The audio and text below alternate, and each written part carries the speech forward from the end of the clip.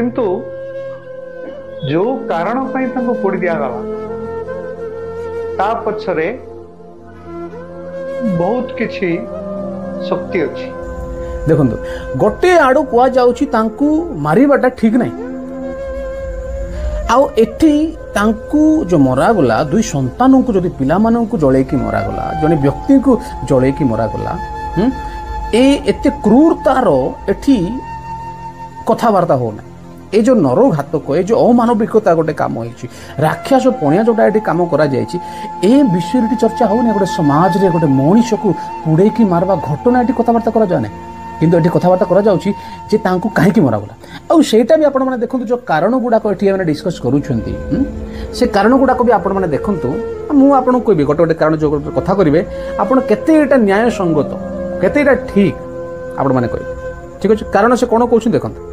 से आहुरी अनेक क्रिश्चियन पाद्री मान परी भारत को आसी सेठारे ख्रीष्ट धर्मर प्रचार करने को उद्यम करुले। प्रथम कारण द फर्स्ट रीजन आपण मते कहबे ए कारण गुडा को केते विधि संगत थिला तांकू आ तांको दुईटा पिला को पोड़ी के मारिबाटा प्रथम कारण थिला तांके धर्म प्रचार करुथिले अन्य फादर मानक भलिया अन्य पास्टर मानक भलिया आंके धर्म प्रचार करुथिले बोली कि आंको मरा गला। आपण मते कहंतु धर्म प्रचार करिबा अन्याय की किबा मृत्यु दंडर योग्य की भारत संविधान आर्टिकल 25 अनुसार आमको प्रचार करिबार अधिकार दिया जाय जने भारतीय नागरिक जेकोसी संप्रदाय हो से ख्रीष्ट संप्रदाय हो कि से गोटे हिंदू संप्रदाय हो कि से कौन जेकोसी मुसलमान संप्रदाय हो निज निज धर्म को प्रचार और प्रसार करने अधिकार संविधान सुप्रीम पावर संविधान समस्त नागरिक मान दो गोटे कारण जो धर्म प्रचार करने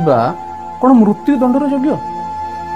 नहीं तांकू मारिबा पछरे आपण केबे धर्म प्रचार थिला आगो शुणंतु एथरे किछि भूल नथला प्रचार करिवार किछि असुविधा नाही जदि सेथिरे किछि भूल नाही